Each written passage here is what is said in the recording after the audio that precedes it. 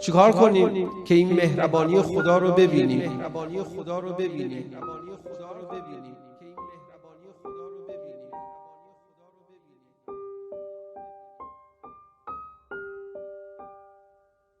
یکی از جوابهای خداوند متعال اینه که محبت من در قرآن کریم، در زبان قرآن برای تو رایگانه.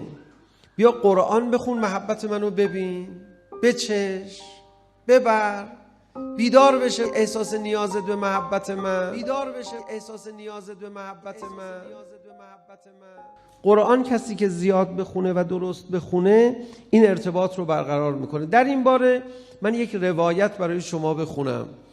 بنابر نقل مصباح الشریعه امام صادق علیه السلام میفرماید فقارئ القرآن محتاج الی ثلاثه اشیاء. 3 کار بکن موقع قرائت قرآن بلکه این اتفاق قشنگ برات بیفته. قلب خاشع، با یه قلبی پر از خشوع بیاد در خانه خدا. یعنی خب شما هنوز عاشق نیستی و عشق خدا رو هم درک نکردی، باشه، با حساب بردن از خدا برو در خونه خدا، یه جوری خودت مؤدبانه برو. میفرماید که و بدن فارغ، و بدنش هم باید فارغ باشه. یعنی چی؟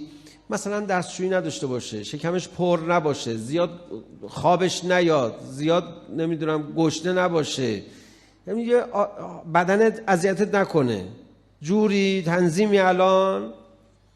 و موضع خال، و یه جای تنها گیر بیاره آدم برای قرآن خوندن. بعد چی کار کنه؟ فاذا خشع لله قلبه فر منه الشیطان الرجیم. وقتی که با یک خشوعی، با یک حساب بردنی از خدا شروع کنه قرآن خوندن، شیطان فرار میکنه. بعد میفرماد فاذا تفرق نفسه من الاسباب، از اسباب اذیت کننده وقتی نفسش رو جدا کرد، تجرد قلبه للقراءه، با دل شروع کرد قرائت کردن.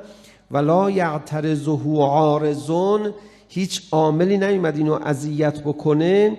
برکت نور القرآن و فوائده، هیچ عاملی نیومد که برکت قرآن و نور قرآن را از این بگیره. فعزت تخذ مجلسا خالیا، الان بره یه مجلسی، یه گوشه‌ای بشینه.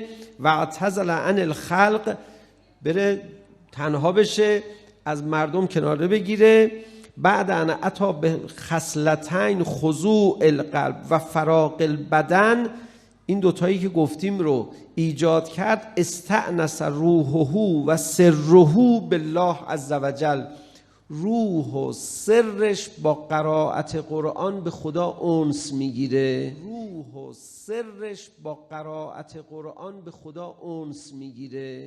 یعنی آدم وقتی که قرآن میخونه مهربانی خدا رو میبینه، لطف خدا رو میبینه. باید یه مقدار آدم آرام بگیره، باید یه مقدار دل خودش رو آماده بکنه، اسباب و علل مزاحم رو بزنه کنار. تو ذهنش حرفی اومد، این حرفا رو، حاشیه ها رو بزنه کنار، مشکلات رو بزنه کنار. مشکلات الکی تو زندگی آدم میان، مشکلات فقط میان تو زندگی آدم ببینن آدم حواسش پرت میشه یا نمیشه. بازی، اینا جزء بازی دنیاست. هی مشکلات رو یکی یکی میاره، خوشی ها رو میاره، ناخوشی ها رو میاره، ببینه تو حواست پرت میشه یا نه. فقط حواست پرت نشه. هم خوشی ها هم ناخوشی ها فلسفهشون این حواس آدم رو پرت بکنن. بعد لذت میبری از قرائت قرآن. چه لذتی بالاتر از این؟ من نمیدونم لذت قرائت قرآن بالاتره یا لذت شهادت. واقعا دقیق فرمود ابا عبدالله الحسین که فلسفه نهضت عاشوراش عزته. من مقابل کسی سر خم نمی کنم. خودش و همه عزیزانش قطعه شدن، اهل بیتش اسارت رفت، من جلوی کسی سر خم نمی کنم. اما روز تاسوعا از دشمن یه تقاضا کرد به خاطر قرآن. صدا زد عباسم برو به دشمن بگو یه روز دیگه به ما مهلت بدن، یعنی یک شب دیگه. به خاطر اینکه عباس هم تو که میدونی من به قرآن خوندن چقدر علاقه دارم، یه شب دیگه میخوام قرآن بخونم.